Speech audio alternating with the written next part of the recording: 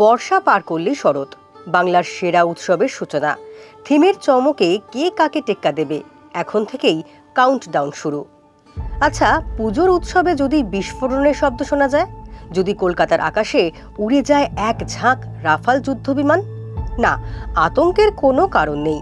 এসবই থিমের চমক। আর মাত্র কয়েকদিনেই এক টুকরো যুদ্ধক্ষেত্র তৈরি হবে শহর কলকাতায়। ঠিকানা সন্তোষ মিত্র স্কোয়ার।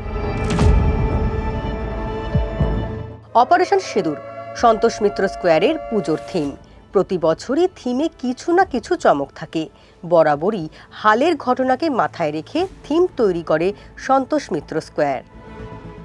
এখানে বিশেষ বেশিরভাগ ক্ষেত্রেই কারেন্ট ট্রেন্ড যেটা, সেই তার উপরেই আমাদের প্যান্ডেলকে তুলে ধরা হয়। যেহেতু মনে হয়েছে সিঁদুর এবং এটার সঙ্গে একটা সেন্টিমেন্ট আছে, এটার সঙ্গে শুধু মা বোনের সেন্টিমেন্ট না, দেশাত্মবোধ আছে, এই সমস্ত কিছুর উন্মেষ ঘটানোর জন্যই এটা করা। কিভাবে বাস্তবে রূপ পাবে অপারেশন সিঁদুর? অত্যাধুনিক আলো ও 3D মণ্ডপ, সেনার অভিযান, সীমান্ত নিরাপত্তা, থাকবে সেনাবাহিনীর বন্দুক। মণ্ডপের মধ্যেই তৈরি হবে আস্ত একটা যুদ্ধক্ষেত্র।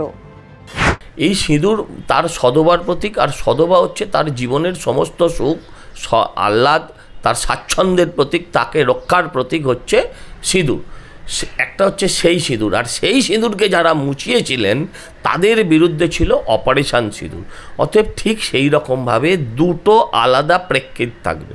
একটা হচ্ছে অপারেশন সিঁদুর, আর একটা হচ্ছে সিঁদুর খেলার সিঁদুর, মায়ের সিঁদুর, আমাদের পবিত্র সিঁদুর, সেই সিঁদুর। দুটো আলাদা আঙ্গিক, দুটোই এখানে তুলে ধরা হবে।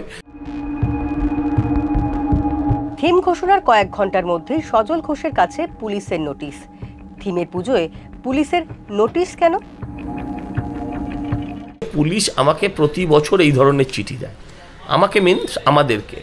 আমাদের জন্য আলাদা আইন, আর দক্ষিণ কলকাতার বড় বড় নেতাদের জন্য আলাদা আইন। আসলে ওখানে পুলিশকে ওরা ওঠবোস করায়, আইপিএসদের যা বলে ওরা ইয়েস স্যার বলে সেটা এক্সিকিউট করতে থাকে, আর সেই পুরো ক্ষোভটা আমাদের ওপর এসে পড়ে প্রত্যেকবার। এটা একটা রুটিন হয়ে দাঁড়িয়েছে, প্রত্যেকবার একবেলা বন্ধ, এক রাত বন্ধ, 4 ঘন্টা বন্ধ, একদিন বন্ধ। What's going on? আমরা অন্য রাজনৈতিক দলের সঙ্গে যুক্ত, এটাই কি ওনার ধারণা? অপারেশন সিঁদুর কোথাও কি কুটকুট করে উঠলো, রাগ হলো, সেই জন্য সঙ্গে সঙ্গে 48 ঘন্টা কাটতে না কাটতে 2 দিন বাদে দিতে পারতেন, সময়ই দিলেন না।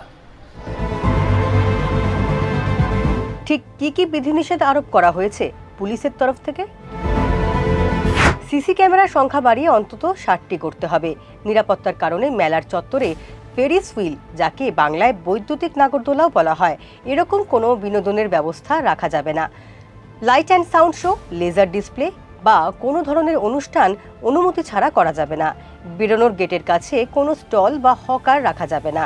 বেরোনোর গেট প্রবেশ পথের তুলনায় চওড়া রাখতে হবে। যা বলেছে তাতে পুজো করা মুশকিল। যা বলেছেন তাতে বলেছেন লাইট অ্যান্ড সাউন্ড করা যাবে না। আমি করবো না, সবাই করবে না বলুক, সবাই করবে না বলুক। আচ্ছা, লাইট একদিকে লাগাবো, সাউন্ড আরেকদিকে লাগাবো, তাহলে লাইট অ্যান্ড সাউন্ড হবে না, তাই তো?